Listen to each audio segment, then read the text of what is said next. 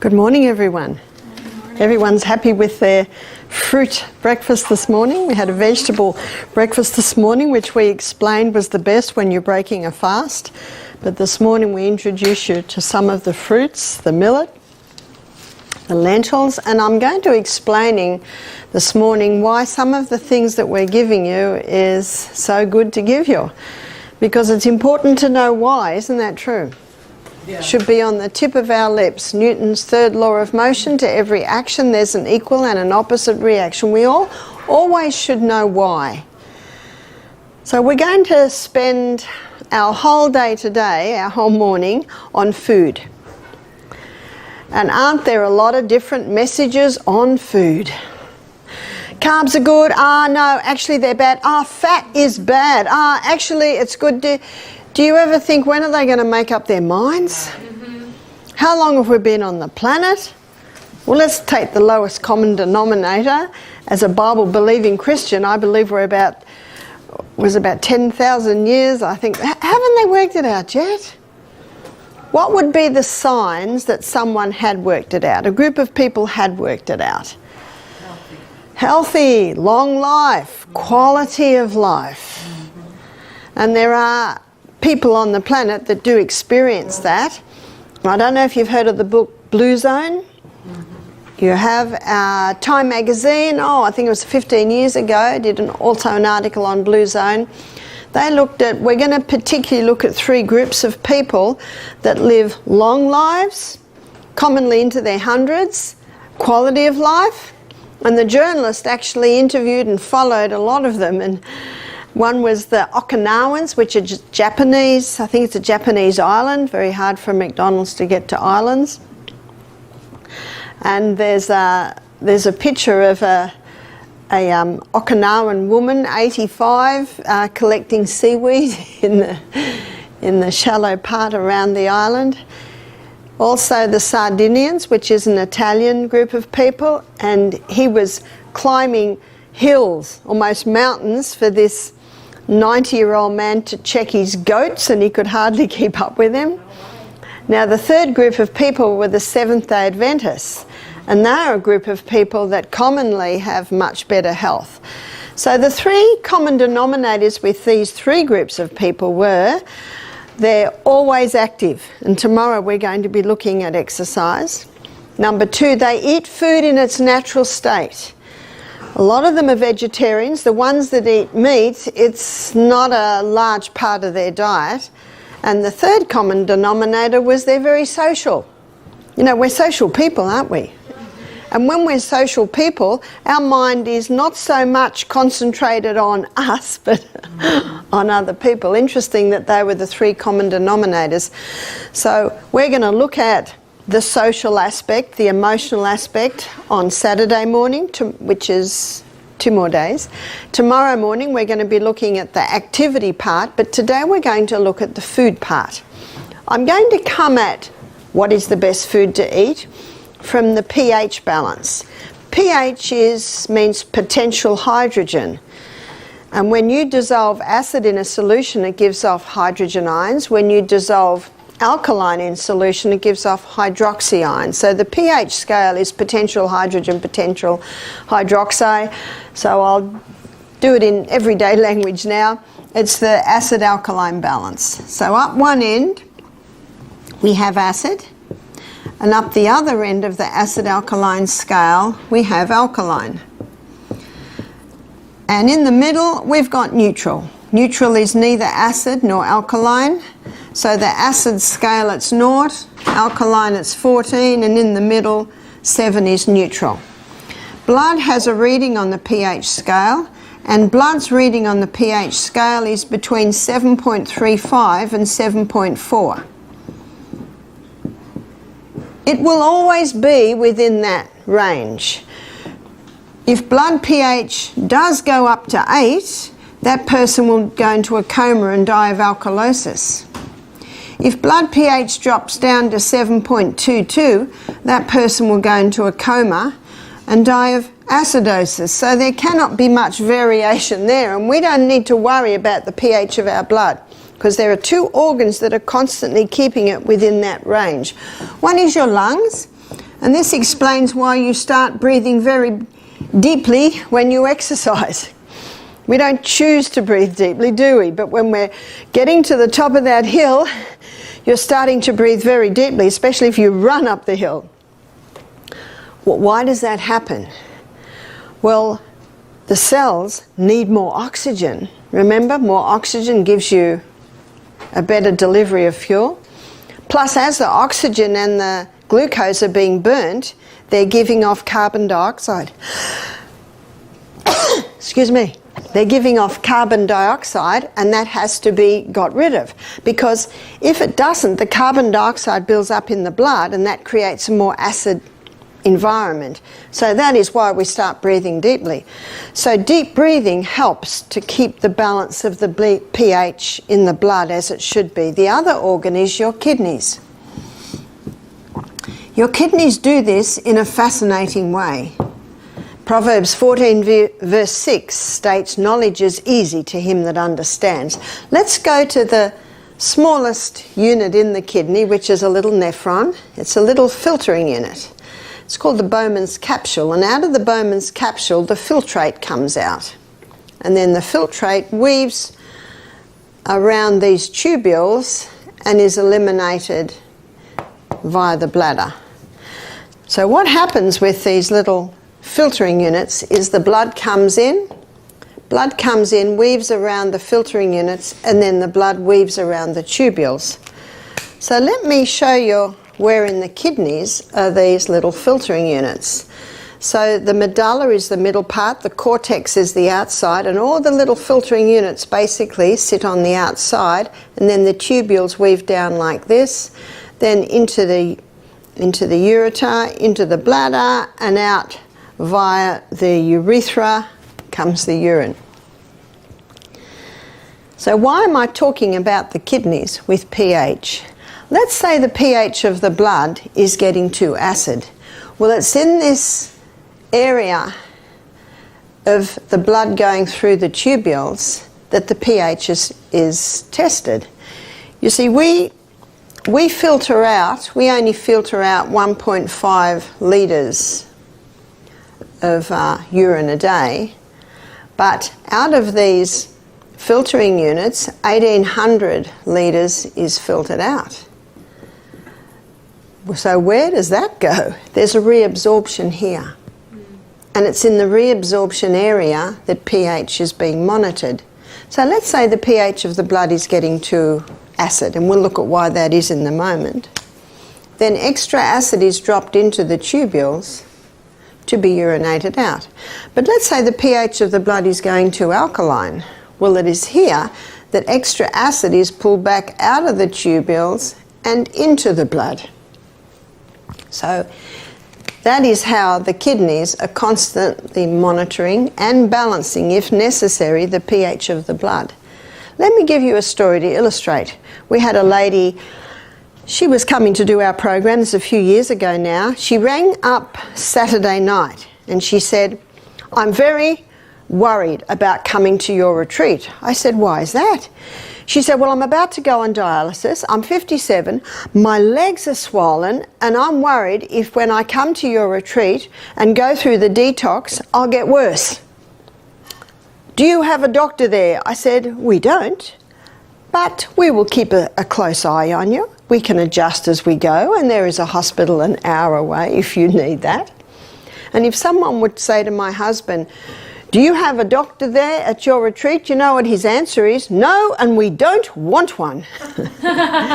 You see, we're not doctors. We're just lifestyle coaches, teaching people how to be their own doctors. Yes, go to your doctor. Yes, go to your specialist and see what he says. And what can you do with his advice? You can take it or leave it. That's why God's given us this sound mind to consider these things. I said, we'll closely monitor you. The lady who rang me Saturday night, she said, "Oh, all right. Never had anyone come reluctantly to our health retreat before." I found out why later. Her mother and her sister had paid for her and were pushing her to go. So she came. Early that morning, I was praying. I said, "Father in heaven, what do I do with this lady? She's about to go on dialysis. And then God put into my mind a few things. Remember that early morning? My celery was going to seed. Did you know that celery is an excellent kidney herb? My parsley was going to seed. Did you know that parsley is an excellent kidney herb? Couch grass is all through my yard and trying to get into my garden. I'm always pulling it out. Another kidney herb. So I gathered all of this, and what I did was I made her up a litre or a quart of tea every day with the celery seed. I just put the tops in. And I put some ginger in there to make it taste a little bit better so it didn't taste like grass. As I'm consulting with this lady, I discovered that she only drinks 2, maybe 3 glasses of water a day. She would say, look at my legs. There's too much water in my body now. Can you see that reasoning? It's because she's dehydrated that the body is actually unable to handle that water. So what happens in this reabsorption here is not only pH is balanced, but so is sodium and water levels in the body. So when that goes down, can you see why the legs swell? Her blood pressure was high. Blood pressure is also monitored here. She was having 3 cups of coffee a day. She's a nurse, and nurses drink a lot of coffee as a rule. Coffee dehydrates you even more. I discovered she had a gluten intolerance. And because she was a nurse eating a lot of fast food, with lots of cookies and sandwiches on the run, she also had a hormonal imbalance. She said to me, I will not be able to walk with the guests in the morning. I said, that's right. Not with those legs. But what I'd like you to do is I'd like to get on the little rebounder for 1 minute every hour, just doing this, just this. That's called the health bounce. Anyone can do that. And that will stimulate the lymphatic system to start dispersing the fluid in the legs. I said, I want you to drink a litre of water a day and a litre of this tea. And that was far more than she was usually drinking. But I said, you are never to drink a whole glass at once. You have to drink it little by little, by little, by little. And the kidneys can cope a lot better with that. So Monday morning, she did not walk with the guests. Tuesday morning, she walked with the guests. Her legs had gone down by half. She was so excited. She hadn't seen them like that for weeks. She was a very happy lady when she went home. We wrote a program for her to continue. She emailed me 3 months later. She said, I don't have to go on dialysis. Isn't that incredible? I was talking to a nurse. She said, I've never heard such a thing. Who healed her? The body. Nature alone is the effective healer. And how much better can it perform its task when given the right conditions? She said, I've had a liver function test, and my liver function, the test is the best it's been for years. She said, my inflammatory markers have come back to normal. She said, I feel better than I have felt for 10 years. I'm going back to full-time work. I've lost 10 kilos. That would be 20 pounds in weight. This is in 3 months. She was an excited lady. In fact, her mother and her sister say that she thanks them every day. But when she was coming, and the first day, she was not thanking them. She was saying, why have I done this? So simple, and yet often bypassed. So you can see that the kidneys not only filter the blood, they play an important role in what's called homeostasis, in balancing the body, in balancing the pH, in balancing the sodium and water balance in the body, in balancing blood pressure. I don't think you'll ever look at your kidneys the same again, will you? So you can see why the kidneys are the other organ that help to balance the pH. Even though the blood cannot change, the pH of the cell can. The pH of the cell should be approximately 6.5. That's very slightly acid, and there is a reason for that. The most acidic substance is sulfuric acid, and sulfuric acid travels at the speed of light. The most alkaline mineral is calcium, and on the scale of speed, calcium doesn't even move. The hydroponic gardener, he's always testing the pH of the water that his plants grow in, because if the water goes too acid, the roots burn. If the water goes too alkaline, he doesn't get the speed of uptake of minerals out of the water and into the plant. So you can see that very slightly acid is important for the speed of all those little chemical reactions that are, millions of them are happening right now.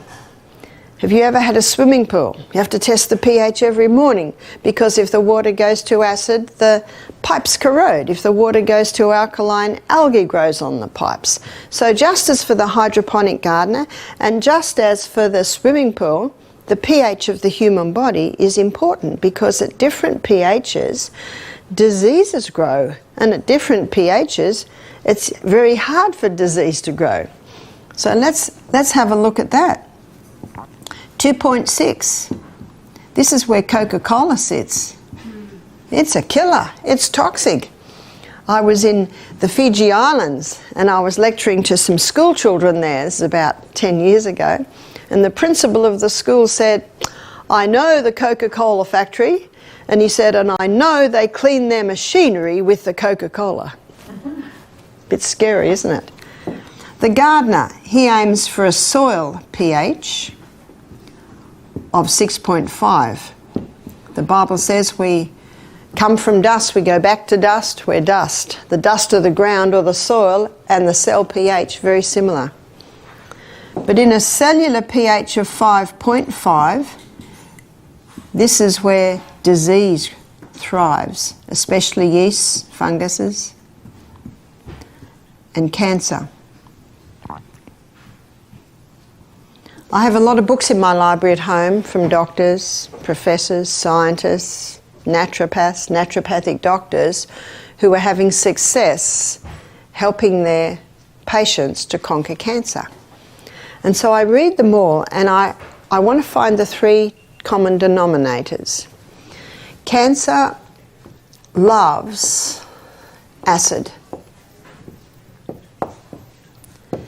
Cancer also loves no oxygen.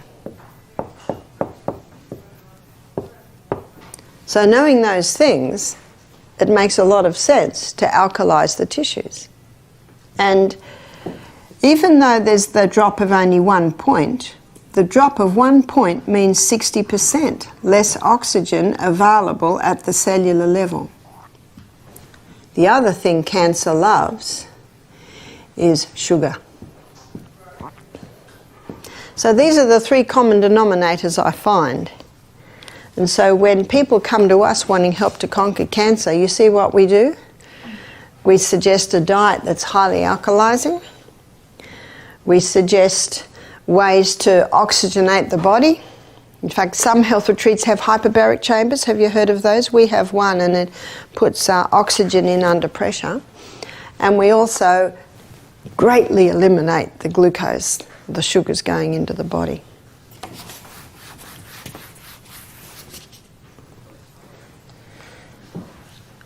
Now, we have had a few people come to our retreat that have had bone spurs. Do you ever wonder where the bone spur comes from? So there's a bone spur on the wrist. You go to the doctor, he'll say, and you'll say, what is that? He'll say, it's a bone spur. And then you'll say, but why is it on my bone and not in my bone? Because it's a calcium deposit, and he'll acknowledge that. And often the answer is, we don't know. But I'm about to show you why that calcium deposit goes on the bone and not in the bone. Let's say we meet someone who's breaking every law. They're breathing in bad air, they never go in the sunshine, they're living on the stimulants, which are all acid, they go to bed too late, they never exercise, don't have time, they're on the high carb diet. Remember that diet we had there the other day? All acid forming foods. They don't drink water because they don't like the taste. I've never had a cow not like the taste. Never had a horse not like the taste. Why would humans not like the taste? Because they've tasted sweet other things. Isn't that true? In fact, Joshua was saying, I think, introduce your children to vegetables and they'll eat vegetables. But if you introduce them to cakes and pastries and cookies, they're not going to eat their vegetables. It's exactly the same with water.